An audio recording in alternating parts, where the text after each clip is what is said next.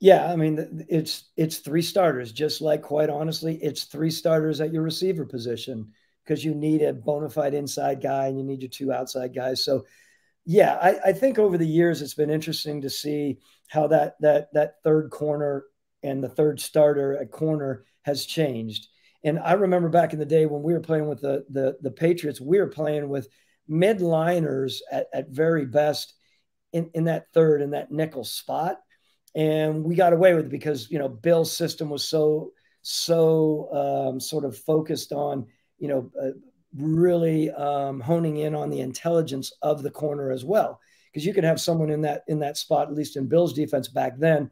Belichick's defense was really, really, as long as you knew where you were going and you had a really good awareness and a sort of anticipatory element to you, you were going to make plays and you were going to dissuade people from throwing in that area.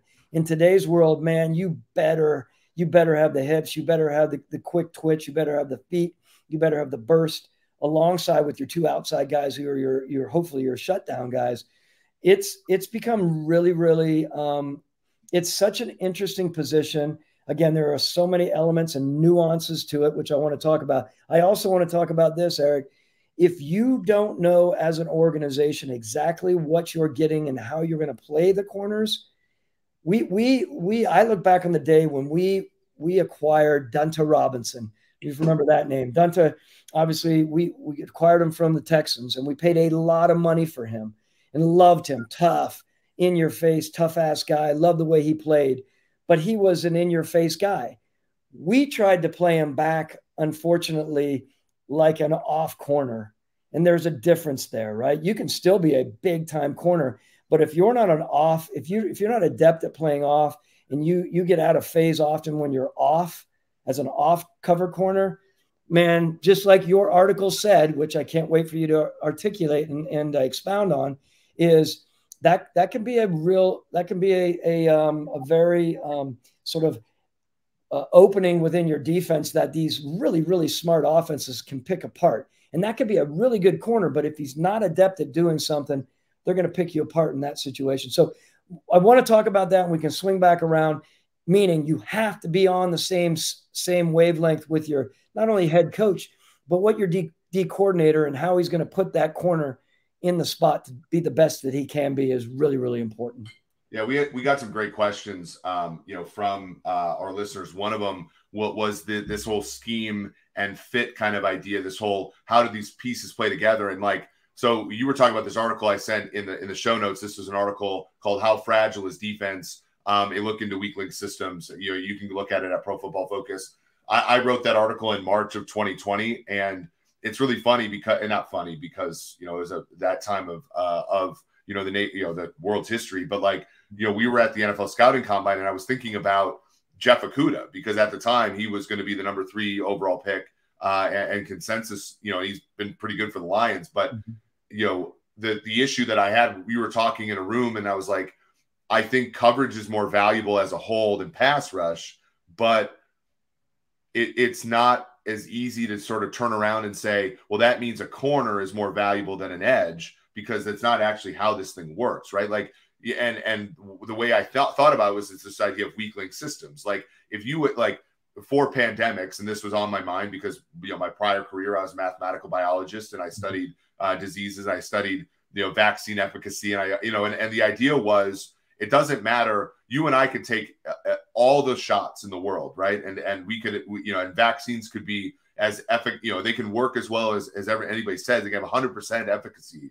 But if there are 2 or 3 people who don't take the measles vaccine in your kid's class, then an outbreak can happen. And even an outbreak can happen to people who have the measles vaccine because, the efficacy isn't 100%.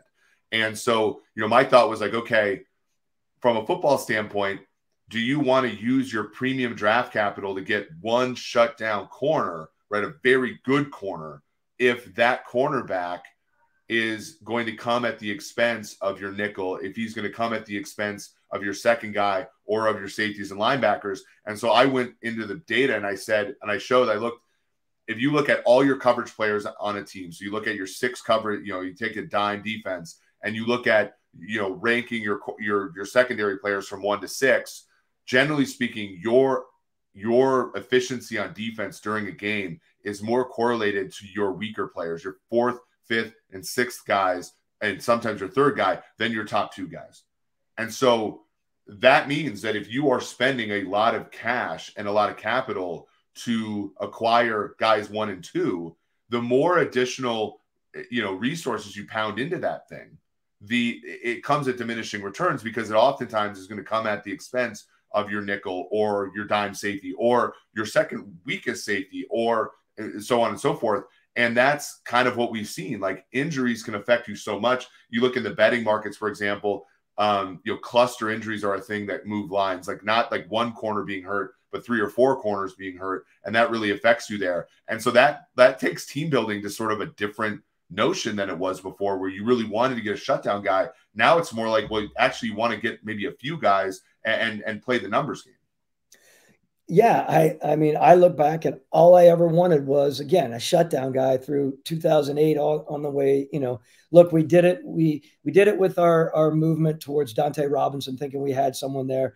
We moved up to get Desmond Trufant, and we thought he was a very good corner. He had his ups and downs, of course. He had some injuries here and there, but in general, he was I thought a very good corner with a lot of ability. Honestly, one of the best workouts that I've ever had with a corner, as far as explosiveness, spin, turn and run, make plays, in the workout, which is a whole other thing I want to talk to you about as well, because you can get starstruck by some of the movement on these guys and the burst. And then you think, wow. And I alluded to it a couple sessions ago when I said, yeah, but if they don't have the ball skills and they don't have the ability to make the play on the ball, all of that could be for naught. So I think about that. And then I think about, even AJ Terrell and my, sort of my final go around there in Atlanta. I like him a lot. I still think I think he's a really good football player with a lot of upside. But to your point, how many times we looked at it over the years, started and thought it would be nice to have 3 or 4 of these guys that were at a good plus range, right? A 6+ range, versus fiddling with people that are 4s and 5s. Again, bear with me, 4 being average, 5 being adequate. You have too many of those, and you have these really, really smart offensive coordinators picking them apart. And that's the way it is. But I go back to when Dan Quinn came to us. He came from Seattle, and I remember we talked a lot about this. They got away with some corners, even one of their best corners and one of the best corners in a long time. He was a long levered, we call it, corner who came out of Stanford. We all know who I'm talking about. And he made a ton of money in the league. But he was a guy that was able to run with people deep, but they had a defense and a scheme that was set up that would help benefit them. And they weren't just out there, trying to mirror and stay in phase. It was a very different approach. Yeah. And I thought they did a great job with it. We tried to do it in Atlanta when Dan came, and it didn't work. We drafted a guy out of LSU, of course, and ended up, it was a really bad move for us.